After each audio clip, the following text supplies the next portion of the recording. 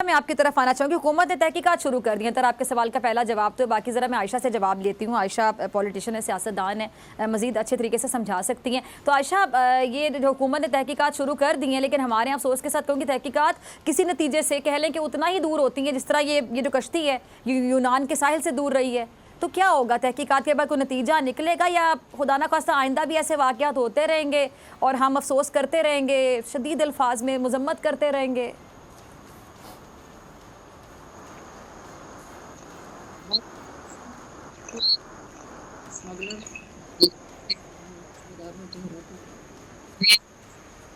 یونان مورد الزام نہیں ٹھہرا دی کہ انہوں نے ویزے نہیں دیے یا وہ اللیگل لوگوں کو جانا پڑا. میں اپنے آپ کو اور پاکستان کے جتنی بھی اچھا جی, عائشہ سے رابطہ بحال ہو گیا. عائشہ آپ کی طرف آنا چاہیے. عائشہ وہیں سے کنٹینیو کیجئے گا جہاں سے آپ بات اپنی آپ نے چھوڑی تھی.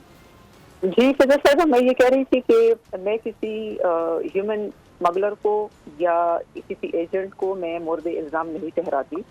نہ میں یورپ کو یا یونان کو میں مورد الزام ٹھہراؤں گی کہ وہ ویزے نہیں دے رہے, بلکہ میں مورد الزام اپنے آپ کو بھی ٹھہراؤں گی. اور اس سے پہلے جتنی بھی حکومتیں آئی ہیں, جو بھی حکمران رہے ہیں, ہم سب پاکستان کی اس حالت کے ذمہ دار ہیں.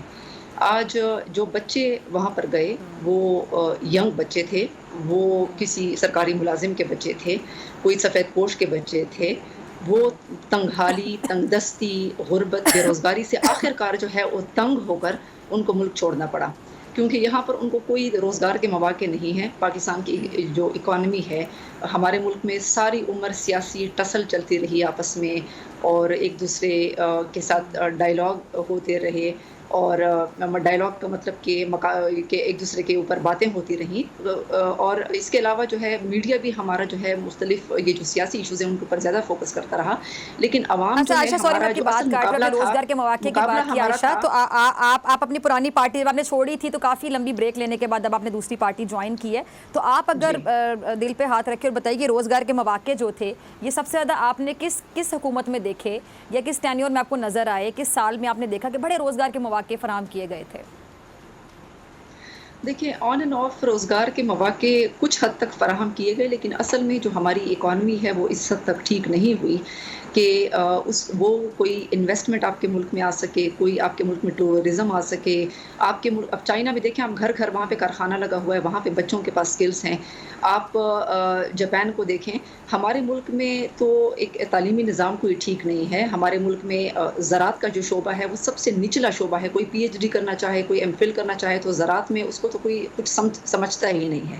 یعنی جو آپ کے ملک میں جو بہتری کے راستے ہیں, ان راستوں کو جو ہے وہ ہم ٹھیک نہیں سمجھتے ہیں, ان کو ہم اتنا ویلیو نہیں دیتے ہیں. تو میں سمجھتی ہوں کہ ساری سیاسی پارٹیوں کو ایک تو سیاست جو ہے اس کو کھیلنے سے جو ہے وہ باز آنا چاہیے.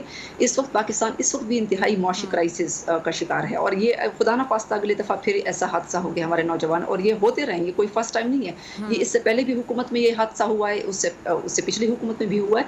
تو ہمیں یہ چاہیے کہ ساری سیاسی جماعتوں کو ایک دوسرے پر تنقید جو ہے وہ تعمیری تنقید کرنی چاہیے, اصلاح کے لیے تنقید کرنی چاہیے, پلس اپنی پرفارمنس پر ان کو توجہ دینی چاہیے, پلس ایک چارٹر بنانا چاہیے, ایک اگریمنٹ ہونا چاہیے کہ ہم نے اپنی اکانومی کو فلاں سمت میں لے کر جانا ہے. ہم نے زراعت پر توجہ دینی ہے, ہم نے ڈیمز بنانے ہیں, ہم نے رینیویبل انرجی پہ جانا ہے, ہم نے درخت لگانے کلائمیٹک چینج سے نمٹنے کے لیے, ہم نے اپنی جو پاکستان کے جو ایسٹس ہیں ان کو بیچنا نہیں ہے, بلکہ پاکستان کے جو ایسٹس ہیں ان کو بیرون ملک میں اور پاکستان کے اندر ان کو اور خریدنا ہے. جس طرح اسٹیل ملز ہو گیا, یا ہمارے روزویلٹ ہوٹل ہو گیا نیو یارک میں, تو بہت ٹائم اس کو بیچنے کی کوشش کی گئی, لیکن ہمارے ایسٹس میں اضافہ ہونا چاہیے تاکہ پاکستان کے ریونیو میں اضافہ ہو سکے. پلس یہ کہ ساری پولیٹیکل پارٹیز کو سیکیورٹی کے لحاظ سے دہشت گردی کا ہمیں سامنا ہے, تو ہمیں سیکیورٹی کے لحاظ سے یہ نہ ہو کہ ایک پارٹی جو ہے طالبان سے معاہدے کرے, دوسرا پھر اس کے خلاف بات کرے.